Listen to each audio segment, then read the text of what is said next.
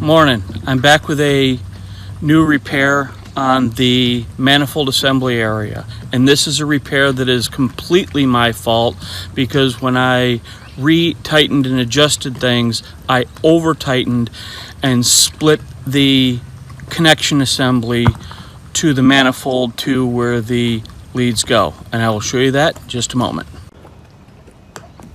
So here I am back at the primary manifold area where the water source is coming in, and I've already pre-dug most of it out. And I'm going to get down to show you where I'm referring. When I over tighten these unions here and here along the manifold, I over tightened, and as you can see, it's cracked here. So that just burst out on this one here, where you can see it completely failed. That's my fault. It's not the fault of the manufacturing of the process. That's my fault. I over tightened it. So now I got to go ahead and repair this. So in order for me to repair it, I'm going to cut the end off here to get this whole manifold out. I'll cut it here so I can continue that feed once it's all done. And then I'm going to rearrange this. Okay, so I'm back in the house. I've taken the piece of the manifold that I've busted and have to show you what's going on. So as you can see here, this part of the union joint snapped off because I over tightened it. All my fault. I got to repair this.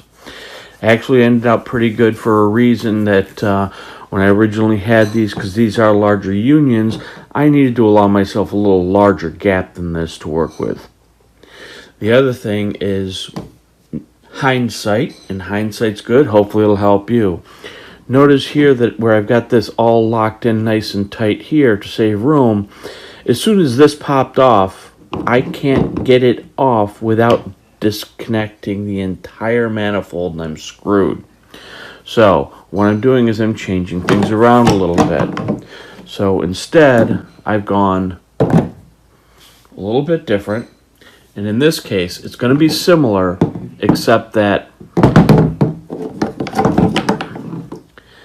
instead of coming off the T directly to the union, I'm coming off the T and I'm going to come into this adapter.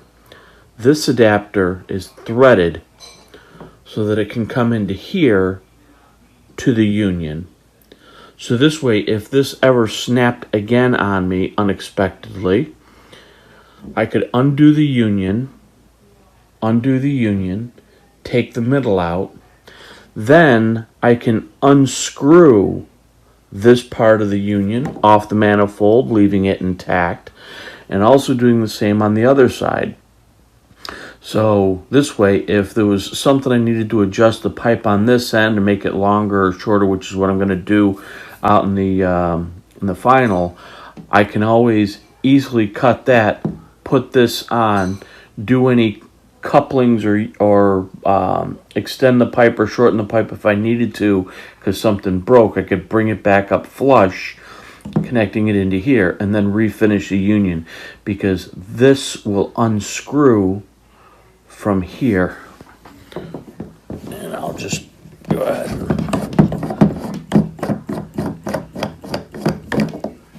Now, obviously, I would have to undo this first union first. That would allow the pieces to come apart. But you can see the principle is the same, and that I can always take this apart with this being fixed, because when the union comes off, this is still free to turn. And then this side breaks off, this is still free to turn because that is on a screw thread as well. So that's what I'm going to be replacing. And because of other measurements, and because this is adding an extra inch plus on this side because of this with the threading, and same thing on the other side, this with the threading, I do not have the same amount of room as I did before. So I'm going to be moving the flow of the pipes out in the other area at the actual zone manifold assembly area. And I'm also going to be making these wider because getting my hands in here or trying to use a wrench to tighten it up, I couldn't get the pipe wrench around here easy enough, so I'm just going to make this a little bit wider to work with. Okay, so I'm back to my manifold reinstalled assembly area, and we can see down here that I now have wider space between the two here, and I had to go extra wide here because of where the pipes come out. They were too tight, so I just shifted it out. But otherwise, you can see that I have the new stub that gives me the extra 1 inch just before the coupling, and I have the stub right here just before this coupling. Same here, and the third one here and here. So if this ever gets damaged again, I can always disconnect from the coupling here, disconnect from the coupling here, take the whole unit out.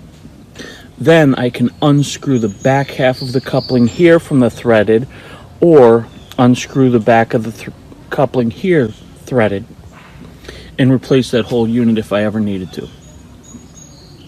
But everything's all installed, all reconnected, and everything is back working as it should.